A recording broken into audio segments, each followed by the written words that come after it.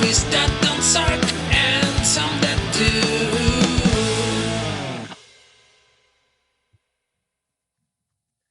Ladies and gentlemen, boys and girls, listeners of all ages, it's a new episode of movies that can definitely suck and some that do. Oh, wait a minute. Movies that don't suck and some that do. Yeah. I'm sorry. Chris has already given me the evil eye.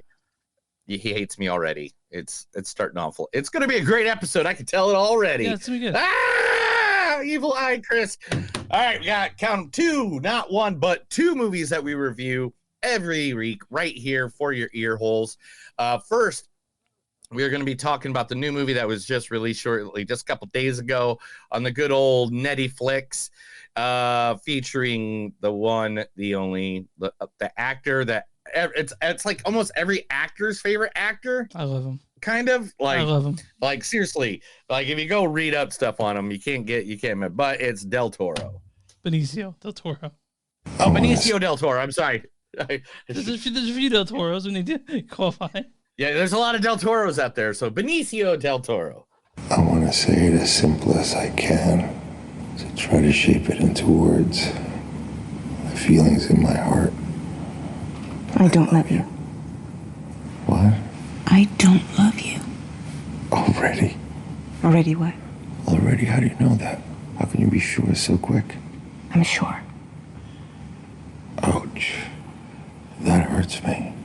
The cruelty of it. The cold-bloodedness. You said what you wanted to say. I tried to stop you. That's it. I said part of what I wanted to say. I was in the middle of it. There's more. No. No what? Will you? No. Will you No. marry? Will you Devrais-je te marry mettre dans me? ta camise de force, te ramener dans ta cellule et t'enfermer de nouveau? So that's from the French Dispatch of Kansas. Yes, it is. Like after going through hours of, and believe me, I enjoyed every moment of it. I'm not going to lie. Del Toro footage. It was the most that he speaks coherently in a sentence. Like I tried to do Fear and Loathing in Las Vegas. But then I realized that was what I did last time. Was I did Dr. Gonzo. With as your lawyer, you're gonna need a car without a rooftop on it. You know. Yeah. But anyway, so that, and plus I knew you'd love that due to the fact that it's Wes Anderson, your homie. That movie is all the Wes Anderson movies. That's the most Wes Anderson, yes, I think. Yeah. Have you seen the new shorts by Wes Anderson that are on Netflix yet? I've not watched the Daniel Sugar thing. I'm going to though. I haven't had time. I've been so fucking busy. I know. I mean, you went and saw Bob Dylan. We'll talk about that after here in a moment. Sure. But anyway, also in this movie, Reptile is the one, the only, the man who brought sexy back, the one that told us how to put our dick in a box, the one who said he could be your mother lover, the one that said it's not gay when it's in a three-way. I also the one who exposed Janet Jackson's breast to the world. Yes, Mr. Justin Timberlake. Neither of you yet. The Facebook is cool. That's what it's got going for it. Yeah. You don't want to ruin it with ads because ads aren't cool. Exactly. It's like you're throwing the greatest party on campus and someone saying it's got to be over by 11. That's exactly right. You don't even know what the thing is yet. Exactly How right. big it can get, how far it can go. This is no time to take your chips down. $1 million isn't cool. You know what's cool? You? $1 billion. That shut everybody up. And that's where you're headed. $1 billion valuation. Unless you take bad advice, in which case you may as well have come up with a chain of very successful yogurt shops. That's Justin Timberlake in the Social Network playing Sean Parker, the creative Napster. So. Yes. And I originally was like, man, I'm going to pull like a Lonely Island thing. I was going to pull a Lonely Island clip. Yeah, but you couldn't. But then I was really scared because well, you probably pulled it off the internet immediately.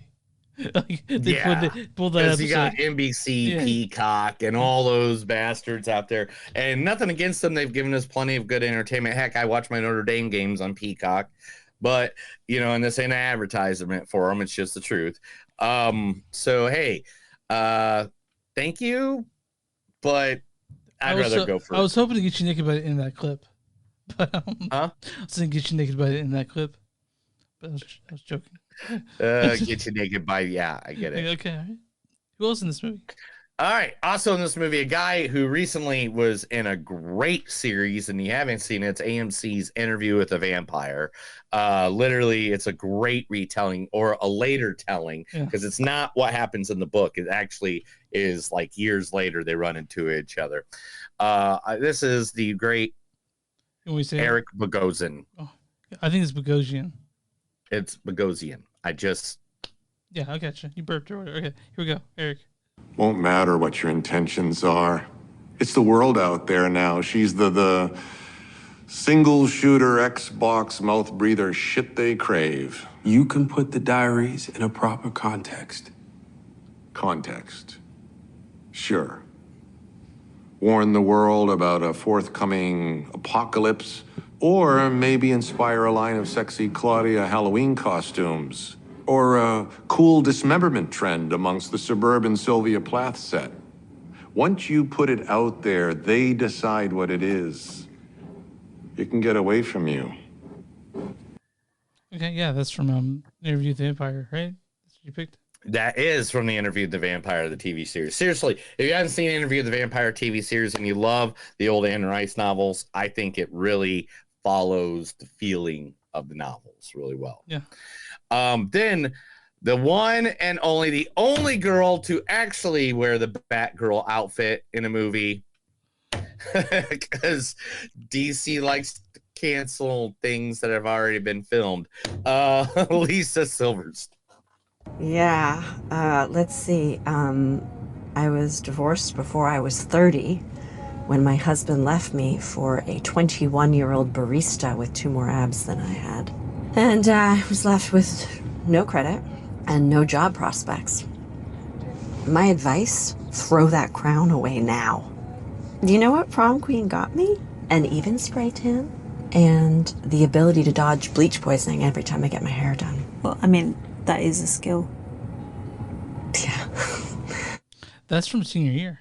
It came out like last year, maybe. That is from senior I watched year. it when I had COVID. So that's what I remember about Yes, that. we reviewed it.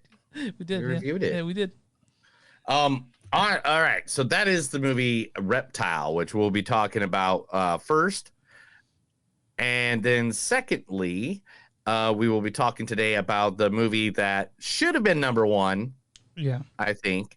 We haven't At seen the box seen office. Sykes yet. It could be better. We don't know. Yeah, we saw 10 supposedly has really good ratings all around. Yeah. So, maybe I'm wrong. Saw 10 might We'll be find out way next better. week. We'll find out. We'll find out next week when we do Saw 10. Yeah. But is the creator of featuring the one, the only, the son of one of the greatest actors alive, and 100%. taking steps to be a great actor himself, Mr. John David Washington. Why should I know who supplied it? Combination of metals is unique to India. If it's from India, it's from you. Fine assumption. Deduction. Deduction, then. Look, my friend, guns are never conducive to a productive negotiation. I'm not the man they send to negotiate. Or the man they send to make deals. But I am the man people talk to. I can't tell you. You're an arms dealer, friend. This may be the easiest trigger I've ever had to pull. To say anything about a client would violate the tenets he lives by. If tenants are important to you, then you can tell me everything. Yeah. So that's from Tenet. Luckily, you found the clip where people can hear people talking it. Because they're out I there. know. And I couldn't use Black Klansman anymore because I think we've used every bit of every like from that movie. Yeah.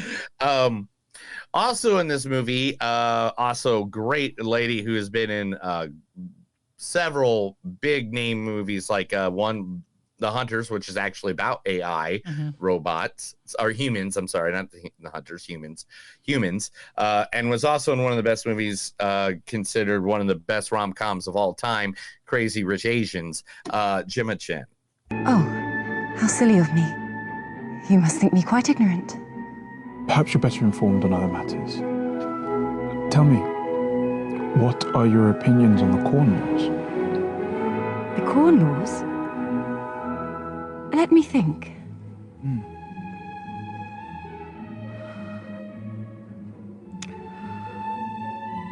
Why, I believe I am for them, of course. Really? And why is that? Well, because, restraint in one's diet is bound to have a healthful effect. It's a shame you're not able to speak on the parliamentary floor. Your views would change the face of politics. Yeah, that's from, what is that from? Yeah, exactly, that film. Okay. And man, it was kind of hard to find a piece for her. Yeah, so yeah. I can't remember exactly what piece that was from. I'm sorry. I usually am more informed, but I was not. But anyway, also in this movie, the Oscar award-winning lady who is in the movie that the first movie we ever reviewed. Yeah, the first one. Ever. Besides Star Wars. Yeah, it was the Last Jedi. Yeah. Yeah, Last Jedi and this one, the one, the only, Allison Janney. You think Sonia Henny's mother loved her? Poor fucking you. I didn't stay home making apple brown Bettys. No, I made you a champion. Knowing you'd hate me for it. That's the sacrifice a mother makes. I wish I'd had a mother like me instead of nice. Nice gets you shit. I didn't like my mother either. So what? I fucking gave you a gift. God, I love Allison Janney. She's so good, I tell you. So Allison Janney in that movie is quite amazing. Yeah. And then last but not least, he's been in great movies, everything from The Last Samurai to Shang-Chi. And this is going to be awesome. Let's see if I get it. Are you ready? Mm-hmm. Ken Watanabe. Watanabe. What? Ah, why you do that, man? I was so close. Watanabe. I was so close, Chris. Ken Watanabe. The arrogance of man is thinking nature is in our control, and not the other way around.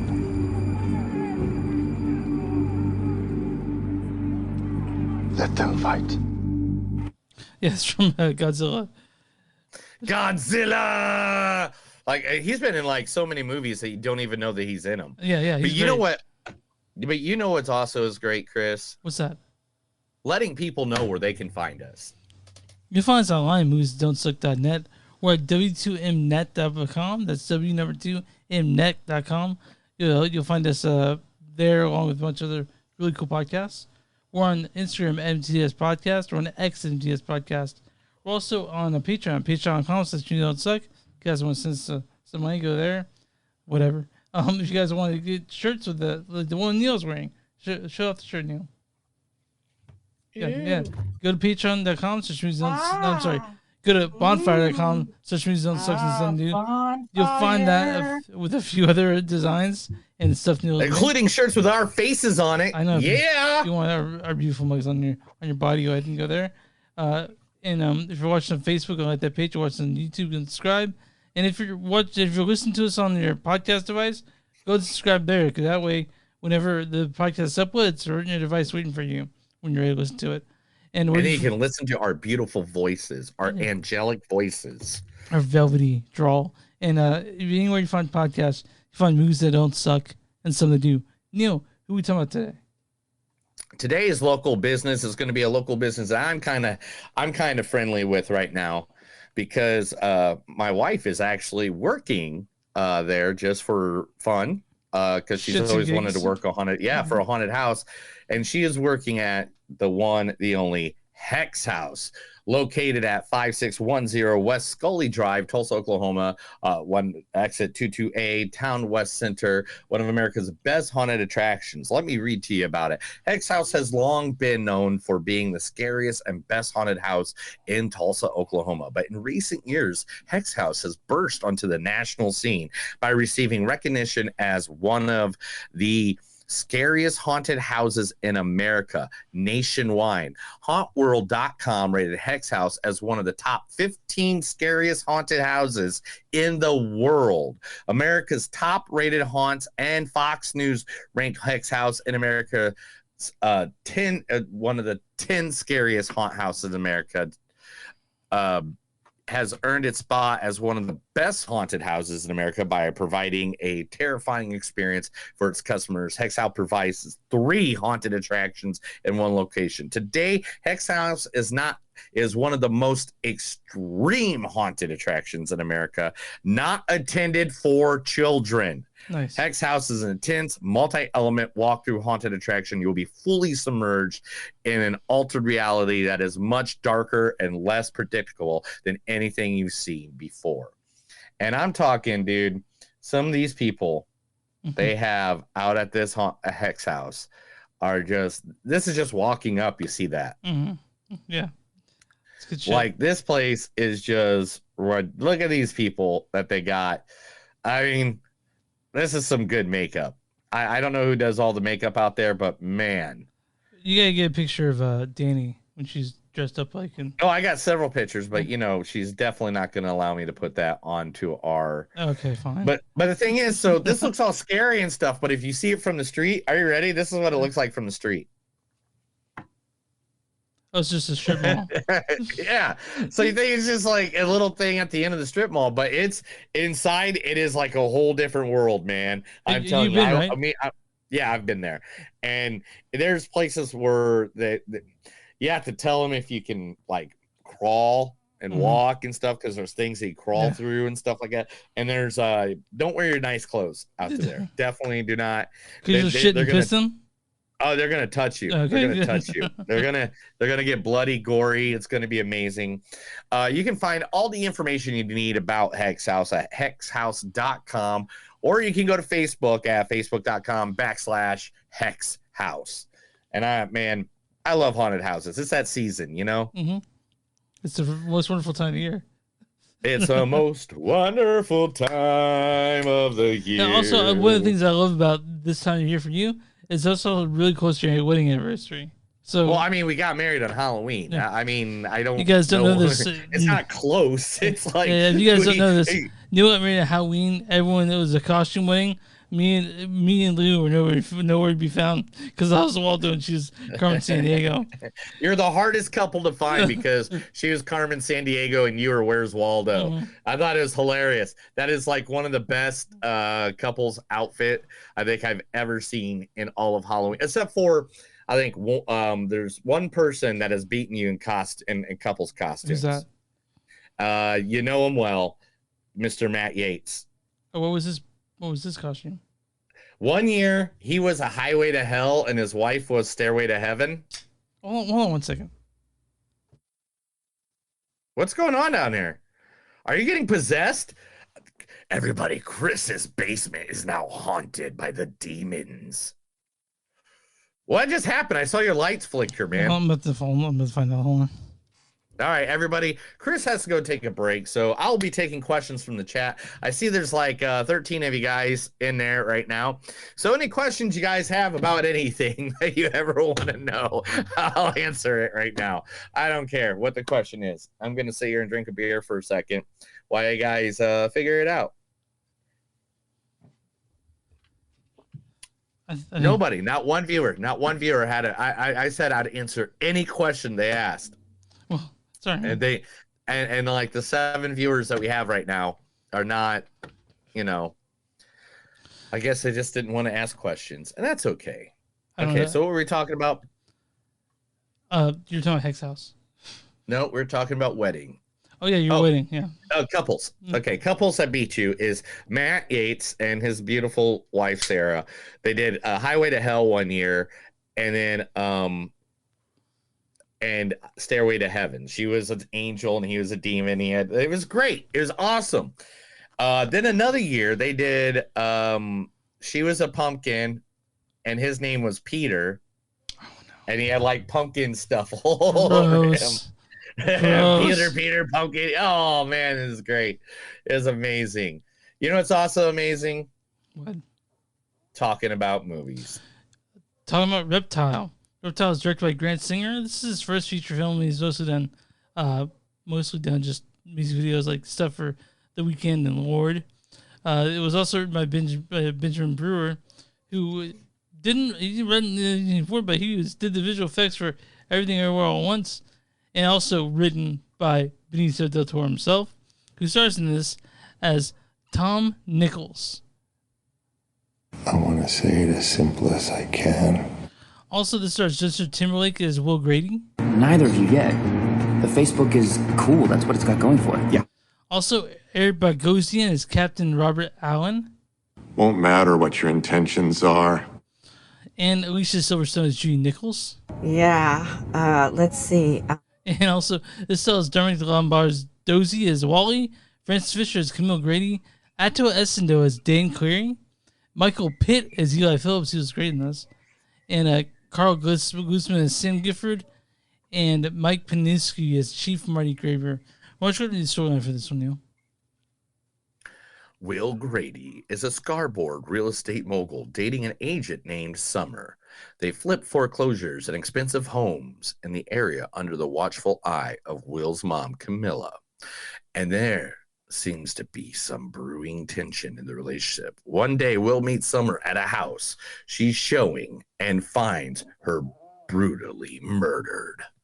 So this is a crime drama, but it's all about Benicio del Toro's performance, 100%. No,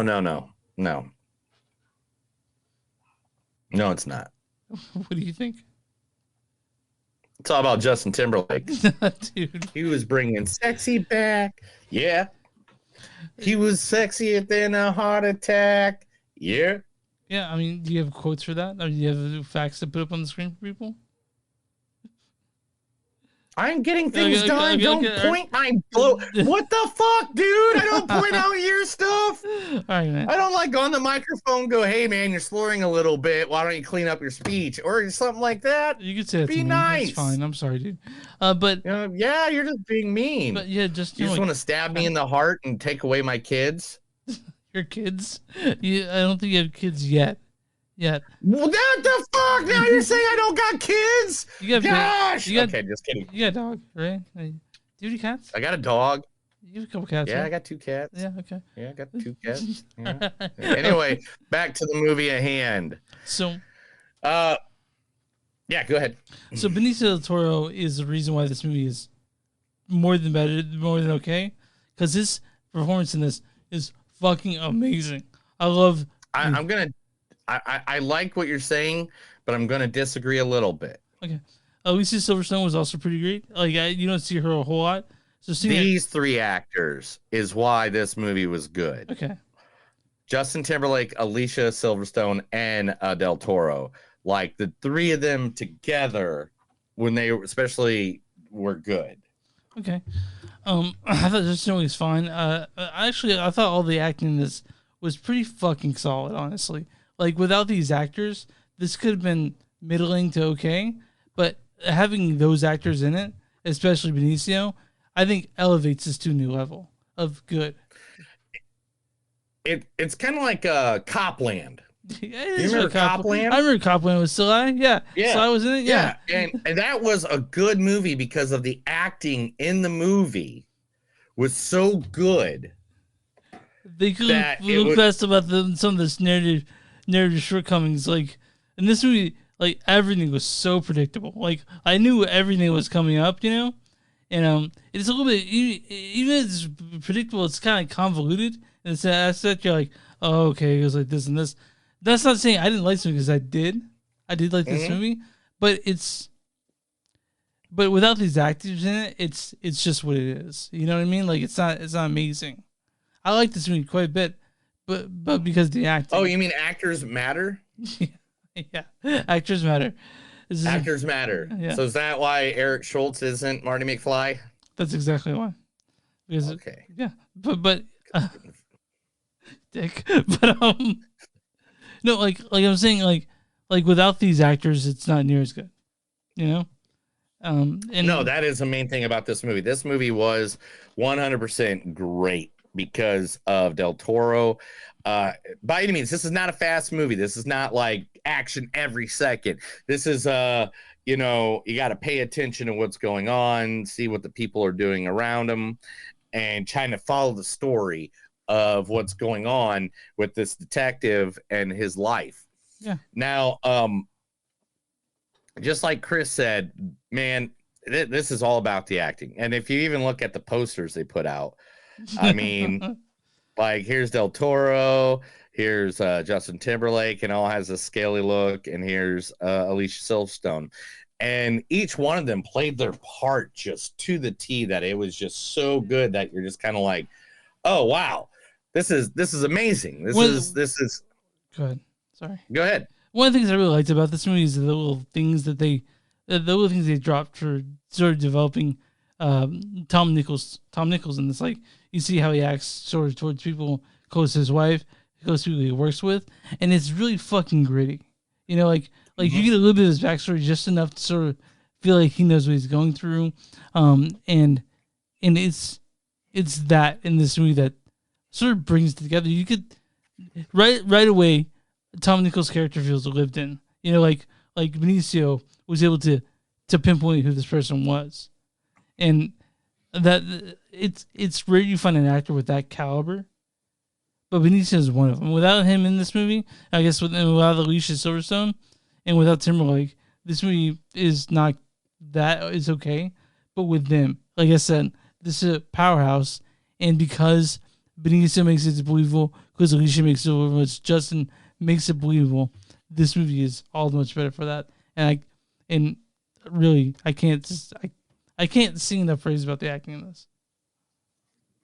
This is one thing I really like is Justin Timberlake as an asshole. Like, seriously, because, and this is my theory, and you know this has been my theory for years, even in when it comes to pro wrestling, whatever it is. The nicest guys in real life, play the best bad guys ever. Because I think because they know what bad behavior looks like. You know, like, you know, that's my feeling. They know what, they have such a moral compass that's right on them. They can tell the worst of the worst, you know? And so. Yeah, and that's the thing. I think they see what people like are doing around them, and they try to take that as an influence of what they, you know, what their acting style is like. Okay, I know this is what it's like to be an a-hole because I've met this guy, and that's the guy I'm going to base this character off of. So that makes you wonder, you know? Michael Pitt played a creepy dude? Does that mean he's super clean and nice? I think Michael Vick is... Who? Michael Pitt. Michael Pitt? He played Eli? Did he really? Yeah. Let me look at this. Michael Pitt. Oh yeah, definitely. I bet he's like the nicest guy in the world. Yeah. I bet he'll buy you a Mercedes if he had the money for it. So I remember Michael Pitt. Mostly I remember him from he was in Seven Psychopaths, but a movie that my friend let me borrow, which was called The Dreamers. That's a fucked up movie. You guys want to see a fucked up movie, but it's good. Yeah, it is a messed up movie, but all right. Well, let's get our little quotes. Do that thing that we do. Quotes, you want to do and quotes? Then we'll move that next part of this thing that we do. Okay. All right, let me read some quotes and let's get to our scores on this one. Okay. Is this one above my pay rate? What's the secret to survival? I knew Oklahoma could boot scoot, but I didn't know he could speak French. Before I start, I want to say I'm very sorry for you. He has no past, and he's very clean. What's giving us? He gave himself a promotion. What did I write here? He gave himself a promotion. It's called a side business. And this is why I have to listen to the whole thing when I go through, guys. Just so you know. Yeah, woo-woo. I came in this world alone. I will go through it alone. I will die alone. So fuck it. I taught him all he knows. Not all I know, just all he knows. You don't remember me? Your mother would remember me. Oh, your mom shit. Joke. Oh. Okay. Is that the car you lost your virginity in? After we bought it, the father committed suicide, and the son blamed us for it. We have the same birthday, me and you. No shit, Geminis. Twins we are. I just wanted to see Will Grady taken away in handcuffs because he is the devil. Nothing about the limp. Nothing about the Chrysler. Didn't mention anything else. They are just washing their hands of this. Hey, next time, shoot him in the front. Makes this shit go easier. I just want you... Oh, sorry. Wrong part. It's your watch. It's a Rolex. I don't care. It's just a watch. We don't want someone else to get killed because we didn't do our job. What's the difference between me and you? You talk a good one, but you don't know what to do, supposed to do. So what's the difference between me and you? About 5 bank accounts and I'm... Oh, sorry. Anyway, I know the whole song. That's one of my favorite songs of all time.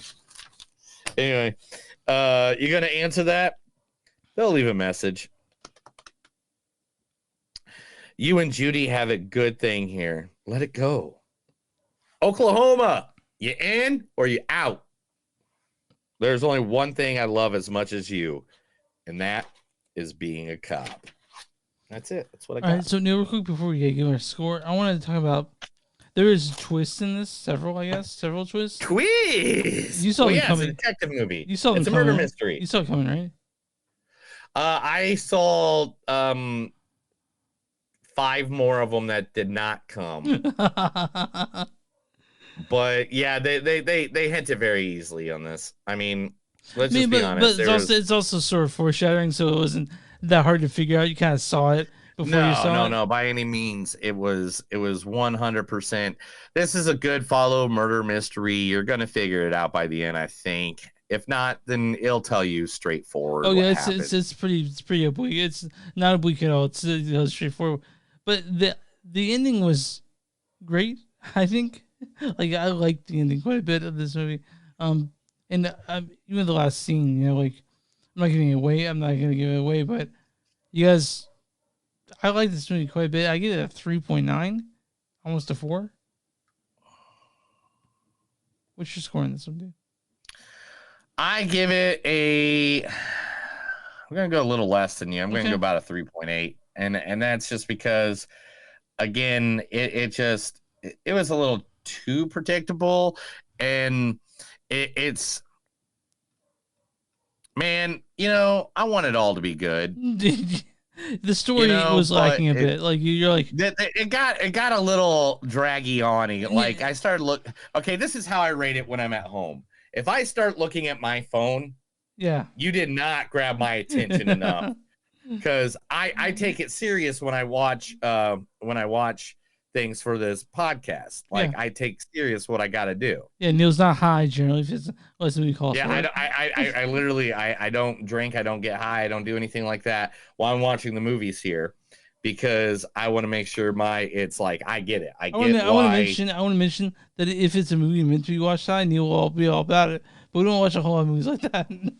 What's that? Like if it's a movie that's basically saying you should be high while watching this. Oh yeah, if it's a Kevin Smith film, I'm 100% lighting up before I go in that sumbitch. But yeah, it's just one of those things where, you know, I try my best to go in sober and try to have a good time. And we didn't your phone like, when's the shit over? Basically. That's what you're saying. Yeah, no, I wasn't too bad with it. You know, I really liked it. Mm-hmm. I thought it was I thought it was a good movie, but lately, let's just be honest. This is my comparison, and this is probably why I got a little bit lower rating than most. I'm getting spoiled with Detective Murder Mystery. We saw such a good one last week. Oh, but anyway, yeah, but we had like Glass Onion, Knives Out, Haunting in Venice, Death of the Nile. We're having these good murder mysteries that like literally you have to like dig deep. All right, guys. Neil, I'm on RedTomatoes.com. What's the audience score for Reptile? Man, I'm gonna say it's in the 60s. It has to be 62. 75%. You were close. The audience liked it. Really? Yeah. Okay. Yeah. So what is a critic score for Reptile?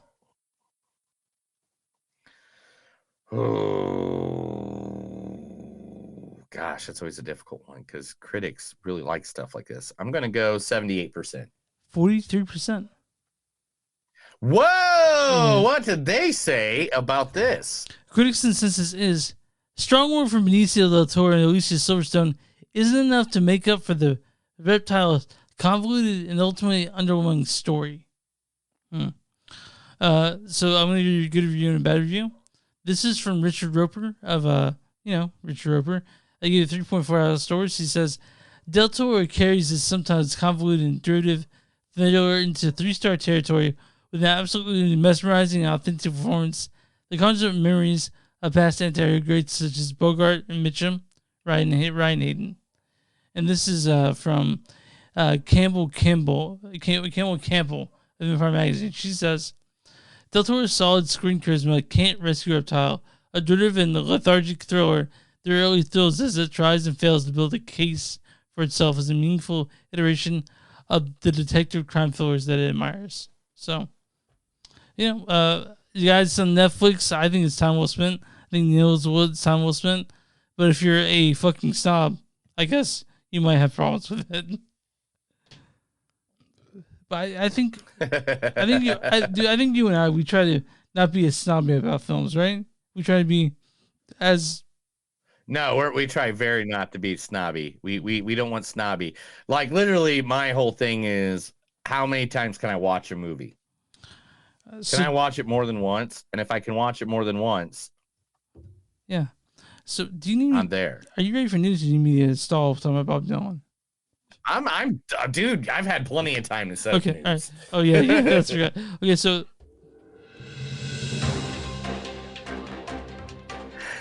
This is the news. I'm going to read stuff because Chris can only read in Arabic or Latin, dead languages that have been gone for over 3,000 years. Well, I wouldn't say that Arabic's dead language. That's a language that I think, millions and millions of people use. Oh, I'm thinking the wrong language. You know what? Aramaic. Let's just cut that part off. You're thinking about Aramaic. Aramaic. I'm thinking Aramaic. Yeah. I said Arabic. Okay, yeah. Let's just redo that. Okay. Cut that out. Besides this video, nobody will ever see that. This is the movies that don't suck and some of them news. I have to read stuff to Chris because he's blind in both eyes, but still can drive just fine. What you got from your pal this week? All right. I've personally stayed away from movie news because I know this is a lot of people's favorite segment of the show. So, yes, let's get going then. All right, first, let's get her done. Actors are still on strike. They try to meet with the people on Monday. If you don't know, the writers are back, and believe me, you'll know that from the news segment that I'm about to give you. a lot of scripts have been given that green light, bro, and some datelines have come down. But the actors are still on strike. They will be going again this Monday to go sit down to try to get down. Now everybody does have the highest hopes. The priority said by Ellis Roma, an attorney representing Image Entertainment and Skydance, saying the priorities seem to be things that were all but greenlit but stopped because of the strike. They need to figure out how they finish what they started. And that is the thing, people don't know how to finish what they started. And people today just need to, you just got to pay the people. You got to take a little less profit. All right. So you don't get the gold toilet you want. Whoopie-doo. Go for the bronze. All right. Yeah, you can do silver. Like, seriously, I think silver's okay. Just like silver too. Whatever. I think bronze is less though. Yeah. Than that. That's fine. But maybe the silver. Talking about unions, Walt Disney Pictures in-house FX teams had vote, and they are unionized. Okay, good. I thought they were striking. I'm like, we're never going to see another movie again. An IATSE unanimous a vote following the vote to unionize by Marvel Studios in-house special effects team as well. So Disney and Marvel's both special effects teams are both under the union. Cool. Too bad not everybody in this dang country can be in a union, because I know they get bad raps because of mobsters and stuff like that, but come on, guys. People are still, like, to this day, I've been looking for jobs for like part-time gigs and stuff like that. People are still paying $8 an hour for jobs. If there was a podcast union, I think we would join it. Yeah, nobody pays us. So It's happening, everybody. It is happening. With or without the greatest singer of all time. Labyrinth, the sequel, is happening. Director Scott Derrickson does not know when, but it has been confirmed. Scott Derrickson is the new director of VHS 85, which will be coming out soon. Will happen due to the current crisis in the film industry that they didn't know it was going to happen, but it is already because it expanded in the comic books and video games, books and theater, making a sequel at this point just seems inevitable. Yeah, so I wanted to play Jareth. That they didn't have Jareth in this one. You know? I know. I mean, who can play? Nobody can be David Bowie and his amazing growing package during that movie. That movie, I was like, I feel kind of weird looking at his codpiece, but I was like, that's pretty impressive, or real, you know. Way to go, Bowie! Yeah. Hey, don't say his name 3 times, because if you do, he'll return to the theaters for his 35th anniversary. That's right. The great Beetlejuice will be returning to the theater for his 35th anniversary.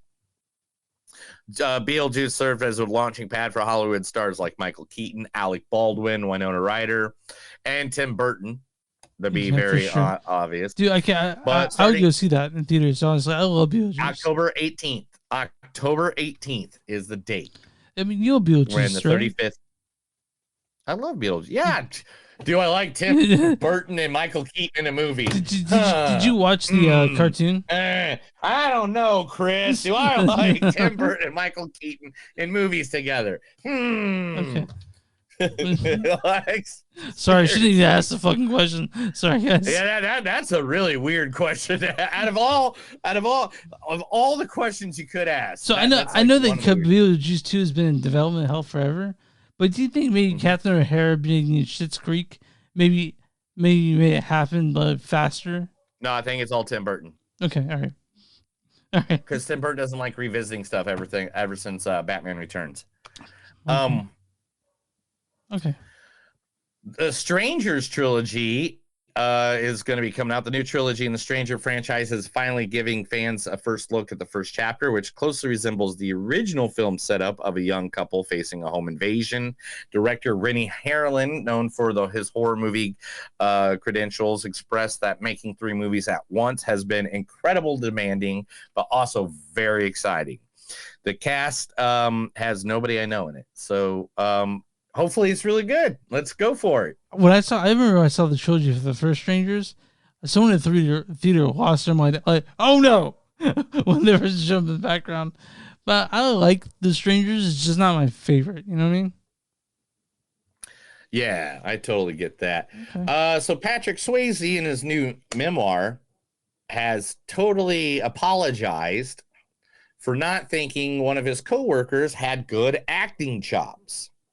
Is he talking about Whoopi Goldberg or Demi Moore? Patrick Stewart's memoir reveals that he had initially underestimated Tom Hardy's acting abilities and thought he would never be successful. If you don't remember this, Tom Hardy played the twin of Picard in the movie Nemesis, where he was a clone of him. Despite playing a lackluster villain in Star Trek Nemesis, Hardy has since become an A-list talent starring in major films and receiving Academy Award nominations. Just so you know, dude, you said Patrick Swayze, not Patrick Stewart.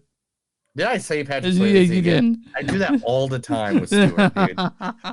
You know, who's sexier, Patrick Stewart or Patrick Swayze? They're both equally as sexy when they were healthy, right? 100%. Hey, do you like Art the Clown? Of course, I like those Terrifier movies for sure. Oh yeah, Terrifier 2 is set for re-release on November 1st of this year, a week earlier than expected, much to the delight of horror fans craving the macabre. Director Damien Leone expresses his gratitude to the fans and promises an enthralling theatrical release filled with surprises leading up to the release of Terrifier 3, which is coming out next year. It introduces new characters, evaluates the gore fest with an emotional depth, particularly in the escalating tension between Cyan and Art. So there's going to be like more of a Batman Joker duel. There's basically scenes that were cut out. Let me ask you a question. So there are already two very big clowns in the horror genre. There's obviously Pennywise the clown, who's scary as shit, and then there's what was Devil's Rejects? What was his name of that?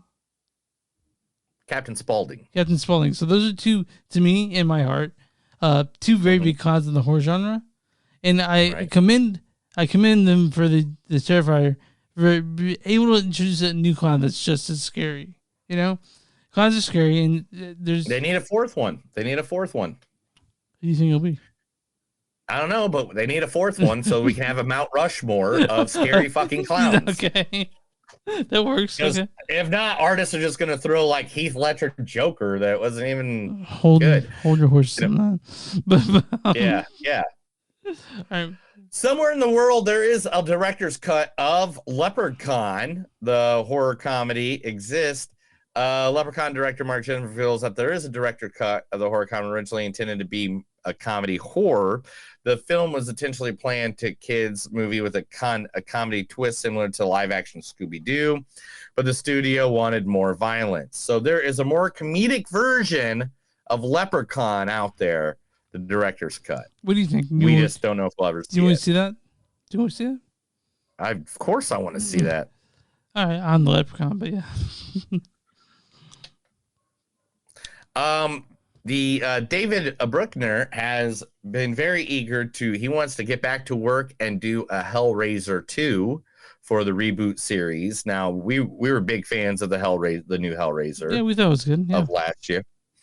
And he expresses admiration for the original and the world that was created, and he hopes to have the opportunity to continue exploring it with audiences positively. I mean, you can literally do like Tales of the Crypt, like that TV show they had on HBO, where each episode is completely different. I have a puzzle box that resembles the actual Hellraiser box. I have mine somewhere over there. One second. I think Roddy Piper sitting Let me on get it. mine real quick. Oh my gosh, why are you gonna go get something? We're like an hour long already. All right. It's like, dude, come on. Sorry, I'm just a little drunk right now. So yeah, I noticed. That is not the Hellraiser box. Is it though? Is it not? No. All right, fine. All right. That's a cool puzzle box, and I know what that is. My grandmother used to have it. Okay. The Hellraiser box.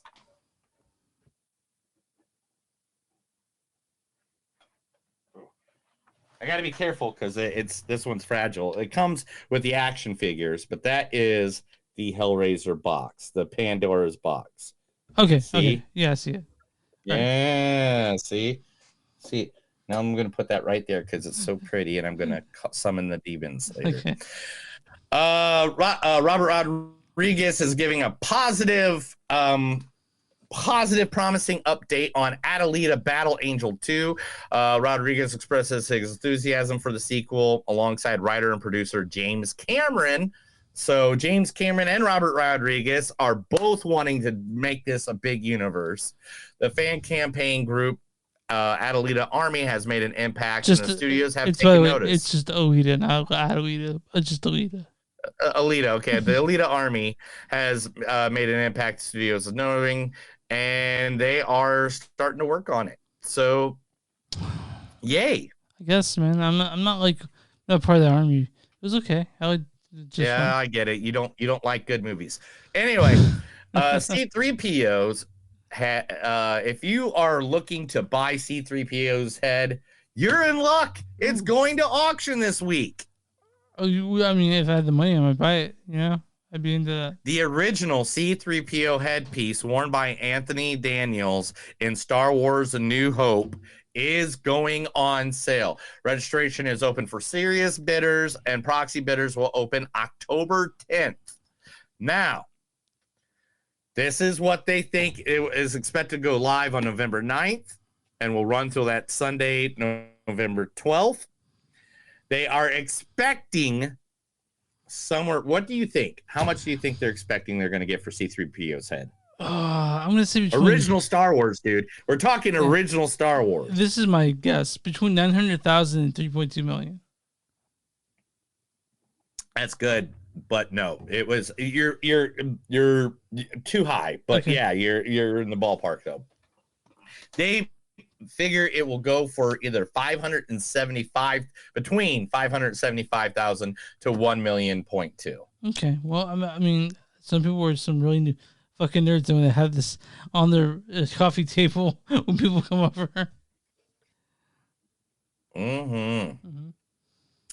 A new movie on Netflix coming out called Family Switch which inspired by 13 Going on 30 and 21 Jump Street, featuring Jennifer Garner and Ed Helms. I don't know what more I need to tell you. Jennifer Garner in another body switch movie. Yeah. Me and my wife actually watched 13th Going on 30 like this past week, dude. Like when I was I couldn't get up from the couch and she had the remote kind of thing. Oh yeah. And I was like, all right, 13 Going on 30. Hey, Mark Ruffalo. Yeah. Man, awesome. Young Mark Ruffalo, man. Young and still hot, Mark Ruffalo. Yeah. I know. Scott Derrickson would love to do a Black Phone sequel, but he will only do it only one particular that he has to do it. Ethan Hawke has to come back. Well, Ethan Hawke does not play Ethan Hawke is the character. He's the main character of that movie. He's the reason the movie exists and why it has the right to exist. Is Ethan Hawke. Composer Charlie Clouser has just beat composer John Williams. And what? Charlie has now done 10 composed the music for 10 of the same film, and John Williams has only done 9. So what movie is Charlie Clouser? Is it Star Wars? Saw. John Williams can't let that happen. He has to do another. Charlie's the composer for Saw, and he's been the composer for all 10 of the Saws. And John Williams has only been the composer for 9 Star Wars. He's saying he's retiring every movie he does, but he might come out of retirement. John Williams? Yeah. He might come out of retirement to do these next movies. You know, what are those new Star Wars movies they made? Paramount celebrates Mean Girls Day by releasing the movie in 23 parts on TikTok. Yeah, I heard about that. I did hear about that so on Mean Girls Day, which was October 3rd, they released the entire movie. It's in 23 parts on TikTok. That is insane. Are you a TikTok guy? Do you use it? I watch some stuff on there. I'm not gonna lie. Yeah, I do too. I watch people from the interwebs and stuff like that. I do mostly for guitar stuff. So there's some big rumors in the movie industry right now about a famous singer who's been hanging out with certain people, and they think because of this, she might be involved in something. Now, Taylor Swift, who everybody now knows is dating Travis Kelce. And the whole fucking Kansas City is acting like they're dating Taylor Swift now. That's what everyone's acting. God. Do you realize he went up 300,000 followers in one day? He has over 400% more of his shirts and jersey. His jersey is now in the top 5 top selling jerseys of all time. He's not. I mean, he's fine, I guess. He's a great dude, man. Yeah, I'm sure he's. No, it's all the Swifties, man. You can't don't piss off the Swifties, dude. We will get canceled tomorrow. So listen, I like Taylor Swift quite a bit. I respect her as an artist. But I don't know if I can. Don't piss off the Swifties. Guys, I like Taylor Swift quite a bit. Thank you for being fans listening. Thank you.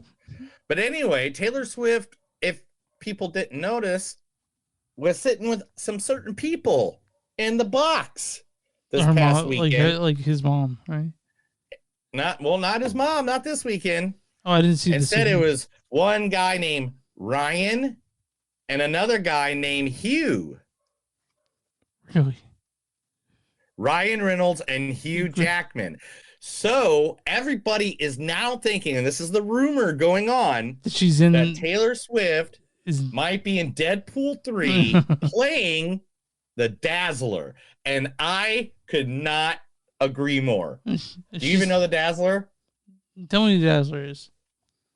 Dazzler is like a singer chick that literally, I have her first comic. Danny's a fan of hers. Oh yeah. But she was famous for her powers. Like her singing creates this like universal light or whatever like that. It's really weird what her power is. I'm not gonna lie, I really haven't looked up on. Gosh dang it, my computer is being weird. No worries. But Dazzler is a pop singer that uses her powers to save people. And give me 2 seconds, and I'll give you that reference photo. Right there it is. This is Dazzler. Okay. Is she like a... Can you see? I can see Taylor Swift playing Dazzler. Is she like Annie and the Boys? The Starlight? Something like that, yeah. Okay. We'll go with that. You watch The Boys, right? Of course you watch The Boys. Well, Hey! Yes, of course I love The Boys. It's kind of like Starlight. Yeah, we'll go with Starlight, but except for she's a popular singer and stuff like that. Hey, Chris, are you looking for a second job? Not really, but what do you got for me? All right. Five Nights at Freddy's is now accepting a night guard position for those who dare to call. They run an ad in a local newspaper. A new phone number, which is 833-578-0158, allows you to brave souls to apply for the haunted position as night guard at... Go ahead. Give me that number one more time. Oh, it's 833-578-0158. Now, I've already done it. I already went and applied. Okay. They gave you send them your information, and they and you got to hit apply. You do it in a text. You don't call it. Oh. You got to do it in a text. Okay. You got to text them apply, and then they'll send you information. Then you go to a website where you fill out your information, and then they send you to the security video to be the security guard. Like it's a whole back and forth. It is hilarious. I actually a couple days ago I downloaded a Five Nights at Freddy's, and I'm gonna try to play it for when it comes out at the end of the month. So nice. I'm too into Star Wars right now. Star Wars Jedi Survivor. I'm finally playing that. Netflix has sent out its last DVD ever. Netflix has officially ended DVD rentals after 25 years, marking the end of the era for the iconic red envelopes that were beloved by film and TV lovers. The decision of the DVD rentals would solely focus on streaming operation, reflect the shifts between digital media. Are they going to tell us what the DVD is? Are they going to tell us? Let's see. And the last DVD is... Oh. I'll give you a hint. Okay. Jeff Daniels was in it. Dumb and Dumber? Nope. Oh, wait a minute. Not Jeff Daniels. Jeff Bridges. I'm sorry. Jeff Bridges. Crazy Hard. You're right. You're getting close to it around that. Yeah. Tron Legacy? No. Hell or High Water? No. You're closer with that one. Fuck, tell me. It's a remake. Just fucking tell me, dude. True Grit. The 2010 version of True Grit was the one. last DVD sent out. Okay. Well. Here it is. Are you ready? Yeah. You know what? No, this is going to be the last story. Let's go to some more stuff. Okay. Crunchyroll lists a variety of horror-themed anime for streaming in October. If you don't know what Crunchyroll is, it is a free streaming company that you can go and watch anime and stuff. So they're going to have horror anime basically for this year, like Blue Exorcist, Corpse Princess, Hellsing Ultimate, Is This a Zombie? The Vampire Dies in No Time, Tokyo Ghoul, and more. The content's for free for users.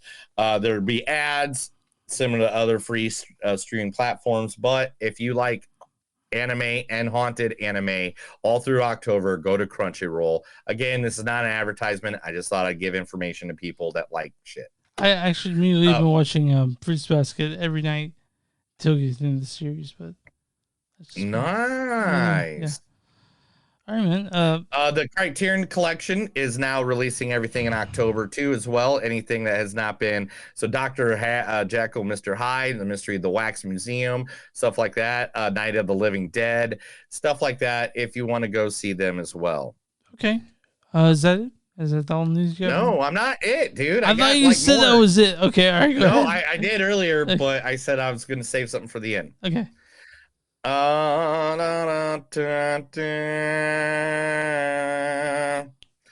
Blumhouse not only wants to remake Halloween, not only wants to remake Exorcist, but they want to add another one to their books. It's not what Friday big 13th, franchise do you think Blumhouse wants to add? Friday the 13th. Friday the Yeah, 13th is what Blumhouse. Hey, it makes sense. The guy's name is Jason Blumhouse. Yeah, I guess so. Yeah. Everybody, if you are a writer and you have an idea of how the X-Men should get added to the Marvel Studios, the MCU, they are now taking applications for writers for X-Men movies. So X-Men movies are now being worked on at the MCU. Now that the writers strike is over, the Michael Jackson biopic is now starting in production for Universal Pictures. Of course it is. John Waters, the famous director, just wants you all to know that he can never get canceled. And it's because he makes smut. And without smut, the world would not turn. I mean, you go John Waters, don't you? I love John Waters. He's your boo. I love John Waters. I use my boo. Patrick Stewart is still pushing for a Picard movie to finish it all off and kill him off. Right out the gate, yeah. Rebel Moon, a thing that Zack Snyder's been working on that we can't wait. It's supposed to be like the new Star Wars, is already getting sued. Already? Mm-hmm. Who by who? And why? The Rebel Moon game, the company behind the planned Rebel Moon tabletop game, are suing Netflix for allegedly backing out of a deal and refusing to compensate them for the creative deal. Really? Really, dude? Really are you going to really do this? Like, in the midst of all these? It's like, oh my God. The numbers our Netflix price even more. You know? Yeah. Our aim is to ensure these are the people at Evil Genius Games. The CEO said our aim is to ensure our team is recognized for their fantastic work and that we can release their game for millions of the TTRPG enthusiasts to enjoy. It is disheartening to see Netflix backpedal on content that was jointly showcased and had to receive their prior consent. We urge our supporters to contact Netflix and Zack Snyder to push for the release of the game. Well, I want to see the game. I want to play the game, so maybe they should do it.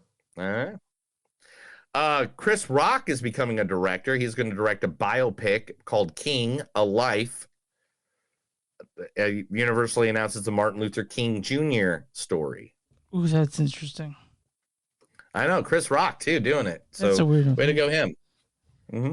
A live-action Cyberpunk 2077 is going to be coming out. Red has announced today that they're teaming up with Anonymous Content to develop a live-action Cyberpunk 2077 project. Are you down with that? If they don't get counted, huh? Are you down with that? Oh yeah, I beat that years ago when it came out. Okay, a couple years ago, yeah. All right, now here's the last two stories, and I saved this one was originally the last one, but the other one I think takes prior. But recently, one of the biggest horror movie characters of all times was arrested in Mexico for terrorizing people. Ooh, what is this one? One of the biggest horror movie franchises of all times, main character was arrested. Was it Freddy Krueger? No. Fuck. I'll give you three guesses. Come on. Okay, Mike Myers. One of the biggest major franchises of horror movie times. Mike Myers. Nope. Okay, it wasn't Jason, was it? Nope. Chucky has been arrested. Oh, Chucky, a doll, got arrested Mexico police arrested Chucky doll and its owner, who are robbing and threatening people all over the town. Chucky, the iconic horror doll from the Child's Play franchise, was used by a man to terrorize and rob people in Mexico, highlighting the culture impact of the character. Chucky series, I don't care about that. I mean, it was just telling you about Chucky series coming out next. Yeah. Couldn't wait for Halloween. So, let's see. I want to see what he did. All right, so he's using the doll to terrorize the population in Mexico. According to authorities in Monclova, Mexico, where the incident occurred, the man tied a real knife to the doll's hand to threaten people and rob them. The outlet confirms the man was later released, but the doll has not been returned to him. Of course not. And there's pictures of the cops walking with the doll. That's ridiculous. Last but not least, Chris, here it is. Okay, I'm ready for the it. news we've been waiting for the last year. Jason Blum of Blumhouse has declared the Spawn reboot will be released in 2025. Blumhouse CEO Jason Blum is confident that the Spawn reboot will hit theaters in early 2025, despite recent Hollywood strike. The original plan to create a low-budget horror movie has changed due to the adaptation of multiple A-list actors, leading to a larger budget. Spawn creator Todd McFarlane is planning to expand the Spawn universe into many cinematic movies. So maybe they won't have John Leguizamo as the clown anymore, right? I'll have someone else. Maybe it'll look better. You've heard of the vibrator. You've heard of the mutilator. But now it's the violator.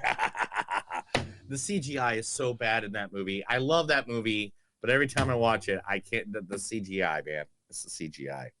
That's the news. Let's get to movies, man. That was the movies that don't suck and some of them news. I told Chris some stuff, so he will be happy and he won't haunt me in my sleep. All right, so the creator, directed by Gareth Edwards. Gareth Edwards has directed such movies as Godzilla, Monsters, which I actually really love Monsters, and Rogue One, a Star Wars story. We both love that movie. It's also written and directed by Chris Weitz, who also did Rogue One, who's Gareth Edwards' partner. This stars John David Washington as Joshua. Why should I know who supplied it? Combination of metals is unique to India. Also, Madeline Yue Vowles as Alfie. Gemma Chan as Maya. Oh, how silly of me. Also, Allison Janney as Colonel Howell. You think Sonia Henny's mother loved her? And Ken Watanabe as Haroon. The arrogance of man is thinking nature is in our control. Also, this stars the indie singer, country singer, Sturgill Simpson as Drew. It stars Mark Menchaca as McBride, Ralph Anderson of The Witch fame as General Andrews, Michael Esper as Captain Cotton, Veronica Neal as Kami, and Sid Skidmore as Bradbury. Why don't you go ahead and read the story for this one, pal? Long time ago in a galaxy far away. Different movie, yeah. Amid a future war between the human race and forces of artificial intelligence, Joshua, a hardened ex-special forces agent grieving the disappearance of his wife, is recruited to hunt down and kill the Creator, the elusive architect of advanced AI who has developed a mysterious weapon with the power to end the war and mankind itself. So I went to this movie last time. What is your? I'll let you go first on this one.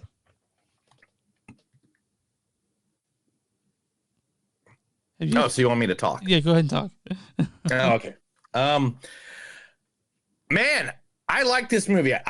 This was a great world builder. Mm-hmm. It built some, and now I'm gonna fucking just go with it right out the gate, because this is what I've been hearing from other people that reviewed this shit. That it's not an original story, that it copied this, it copied that, it copied that. To be honest, this is actually an original story This is not from a book. It's not from a comic book. It's not from anybody else's stuff, any other source material. This was actually written by the director himself to try to make this world and to build this world. I think he did a great job in this movie building the world. Like I was in the world. I understood what this world was by the end of the movie. I understand where we were. I figured where we were and how the situation worked. Now, I love how America is the bad guys because that makes 100% sense.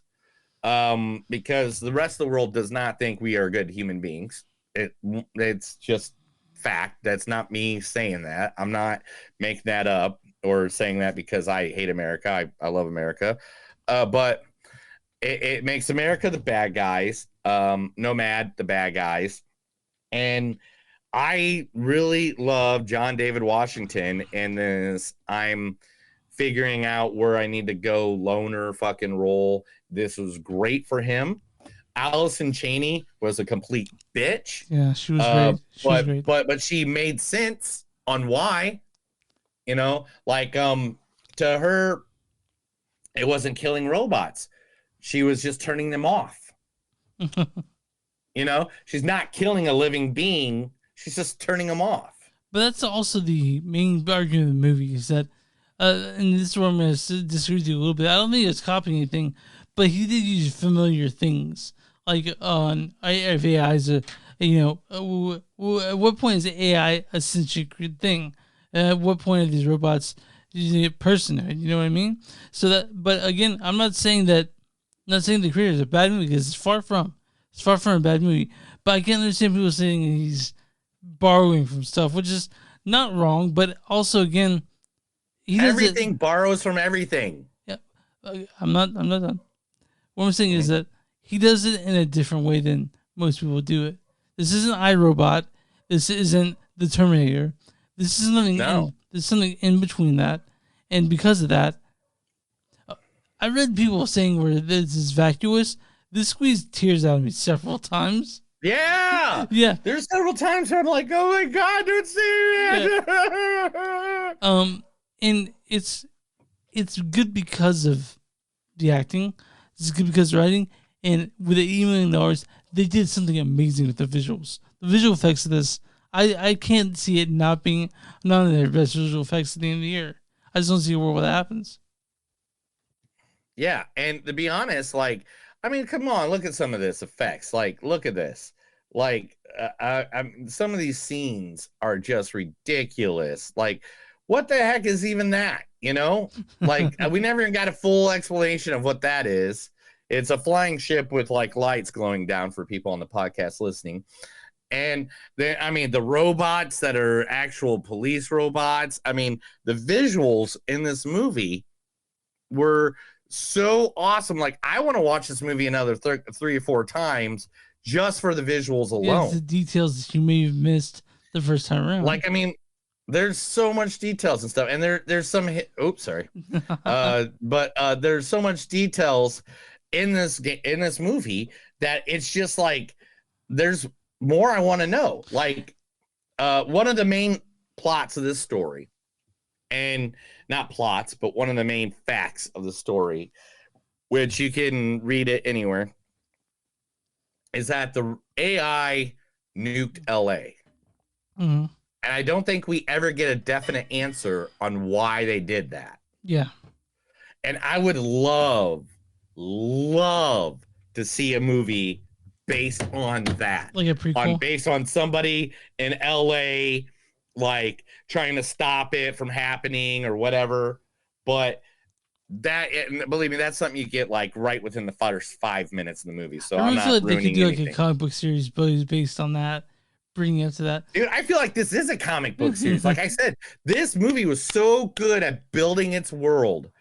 I was just yeah, I'm here. I'm here for it. I got it. Let's do it. Now, I don't know if you and me are the same. Whenever I see movies based on people with it, they lose their wives or they try to get back to their wives, I'm super into that. I think you're the same way. Yeah, me too. Because I could not imagine my life if my wife passed away tomorrow, I don't even know what my world would be. Yeah. I don't know if I would even still be here, if Yeah. I'd be anywhere, if I would still be alive. Like, I mean, literally, I could not imagine the better version of me is because my wife exists. Yeah, 100%, 100% dude. And so like I'd probably be in a nasty studio apartment still to this day. You know, like I don't know what would happen with me. Yeah. But I know I wouldn't have this glorious life that I have now with all these great friends. Yeah. So like I'm with you, man. That's 100% like where I'm at. So I glommed on to that part really quick. John D. Washington, fantastic job. Thank you. Every time, and let's just belt it out. All right. Yeah. Now I didn't give her a speaking part or a clip because she doesn't have one yet. This is her first movie ever. But Madalena Yuna Valos is, I believe, Valas. Yeah, I think that's right. Yeah, we're going through it right now. Voiles. So it'd be Voiles. Yeah. Yana Voiles. We'll say Yana Voiles. But Madeleine, I know exactly that's how you say that. So Madeleine, 100%, this little girl who played Alfie. Oh my gosh. She was so adorable. And she was so there good. There is a line in this movie, and I don't even think I wrote it down. I don't know if I did. I'll have to look for it. But it's like, what do you want? And she's like, oh, for all of robots to be treated equally like humans. And it's like, I don't think we have that in the fridge, but we have ice cream. Yeah, she was so cute. She was so good at this. Like, just, Madalena Yuna Voiles, congrats. I can't wait to see more of what she does. Adorable. Yeah. I mean, this movie, I swear, man, this was a really good movie. I liked it. And you guys really need to understand this. This didn't come from the MCU. This didn't come from Star Wars. This didn't come from Star Trek. This didn't come from a big franchise. And if people who are out there that complain about movies like that are like, that's all you're getting. That's all you're getting because that's all you guys are going out there and watching. Yep. 100%. If you guys don't go out and watch original content like this and support original content like this movie, we're not getting more of them. Yep. This movie cost $80 million to fucking make. And by the way, that's fucking peanuts for what some movies cost to make, you know? Yeah. They used some really good, they had a lot of red tape was crossed to get what they brought to this movie. Because I just feel like this is one of those movies like Blade Runner where it might not get as much love today as it will 10 years from now. Yeah, Blade Runner 2049 definitely got more love now than it has when it came out, which is, it's hard to, like, it pisses you off, really, you know? And so I'm glad that this is out. I've been talking to Neil probably about this, about how there's not enough original sci-fi out, you know? And this is original sci-fi. This is and it's good. This was a good story. I like it. It made me want to see more of this. Oh, 100%. I'm with you on that. So, you guys definitely should spend your time to watch this because it's great. And all right, let's get some quotes and then we will finish this episode out for the day. Sounds good. Welcome to the future of robotics. We can give them more human features, make them more human than human. I had to write that down because more human than human. Of course. More human. Okay, of course. Anyway, as long as AI is a threat, they will never stop hunting them. None of this is real. None of this is real. Us, our love, that child is real. Yeah. The reason they nope. Oh, the reason they made us was to take your jobs. They took our jobs. Anyway, problem there was a species worse. The problem was there's a species worse than us. Oh, a problem there. 5, 4, 3, 2, 1. Problem there was a species worse than them, and it was us. Ooh, please make love to yourself and also make love to your mother. Oh, yeah, I remember that part, yeah. Don't worry, I will kill the Americans. What's your name? None of your damn business. See you in Valhalla. Want to play a game called... Oh, yeah. Want to play a game? Don't get Joshua killed by the police?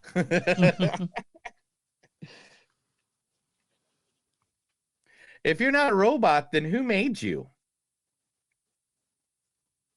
Well, we're the same here. Both can't go to heaven because you're not good and I'm not a person. That was a... Yeah. They took care of me, loved me. They took care of me better than any humans would have. They have come for me. I have to help them. She made a new car. Oh, she made it. She made a new kind of a life form from a human embryo. Underneath it all, we are the same. Nomad has found us. It's not real. It's just programming. I just want you to know I'm going to heaven because of you. That's it. Okay. What's your score in this, pal? 4.4. I love this movie. Wow. I really like this movie. It's probably going to be in my top 10 at the end of the year, I think. I don't know. There's so many good movies we saw this year. Hell if I know if I'm even going to have the spot for this movie. But I like this movie. I like that it gave me an environment that it made me feel good. But at the same time, I'm sitting here. I got what the environment was. And I want to play this video game. I want to read this comic book. I want to see these sequels. But it all matters if it makes its money back in the damn theater. Yeah. So my score on this is a 4. I'm a little bit lower than you, but hearing your enthusiasm, I want to get higher a little bit. But 4 is what I'm taking. But I do like the world in this. I do like original sci-fi because we don't get that enough. Most sci-fi we get is from existing IP, and this is new. This is different, and I'm glad it exists. All right, Neil. I'm on RottenTomatoes.com. What is the audience score for the creator? Hopefully it's 84%. It's 77%, but there's a creator audience that says 79? 77. Ah! Here's what they say. Excellent performances and fantastic visual effects make the creator an entertaining watch, and the questions raised by its thought-provoking story will stay with you after the closing credits roll. Now, what is the critic score for the creator?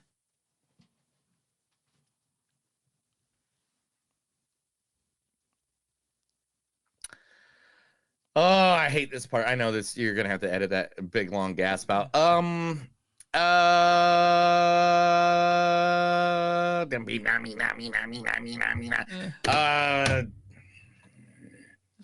I hate critics because I can never read them.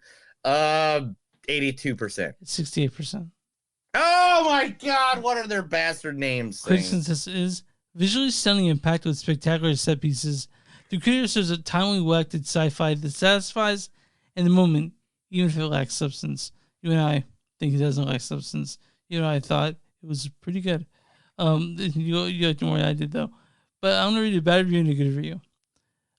Here is Stephen Romay of the Australian. He says, "The top level is small, so if you watch the creator and end up wondering what it is about, you will not be alone." And here is Leela Lati for the Little White Lies. She says, "Not only does the creator work as a good time of the movies, it's also a reminder that mid-budget, somewhat original, crowd-pleasing stories can be told with aplomb," which I agree with her. This is a movie that reserves more the love, and we hope we get more love as the weeks roll on. So that's the creator. Yeah, man. Next week we're seeing Saw X, right? Neil Sheehan said yes. What are we seeing next year? Next week we're seeing Saw X and something streaming probably on Shudder because it's. Dude, I know VHS 85's coming out soon. Oh, I know, shit. like, I don't know. I can't remember everything that's coming out. So it's like, that's what I'm saying. I'm going to need a minute to take a look and see when. VHS 85 is already out. It says it was released on September 22nd. Oh, fuck. We'll watch that then. We'll do Saw X and. Yeah, let me see if to make sure that's a thing. Okay. But I will. Yeah, I'll look it up after we get off this. Let's finish this up and I'll go find that. Because, Right. I mean, VHS 85, VHS is one of our favorite. Yeah. You guys can find us on movies.net. We're w2mnet.com. That's W2 movies.net.com. You'll find us there along with a bunch of other stuff. We're also on patreon.com. So it's patreon.com. Movies Don't Suck. Watch us on YouTube. Go and subscribe. Watch us on Facebook. Like that page. If you guys want to buy shirts like the one Neil's wearing, go to bonfire.com. Search Movies Don't Suck and something to do. You'll find that along with a bunch of other cool stuff Neil's made. If you guys want to see an email, it's moviesdon'tsuck@gmail.com or moviesdon'tsuck.net. We're also everywhere you find podcasts. Everywhere you find podcasts, find Movies Don't Suck and something to do. Neil, what do you do for small business? If you got a small business, just let us know. So we will be more than happy to, guess what, advertise you for free. Yeah, that's right. We will advertise you for free. Just let us know. Give us your information, and we will put it out there to our thousands of listeners, our millions of followers, and all our social media platforms just for you, because we love you. Are you good, man? You ready to get out here? I don't know if I'm good ever again. I got a piece of I'm just that, going to so make it very, I mean, do you not like me anymore? Let's get this going, dude. A lot of people. That's another episode of Movies Don't Suck and Some Do. My name's Neil. And I'm Chris. And remember, guys, no matter how hard you try, you can get by in life. You can get through it. You can make it to the next level of any reptile house that you're in. But remember, if you get in trouble with the King Cobra, remember, he's the creator and you are just his little pawn. Have a good day.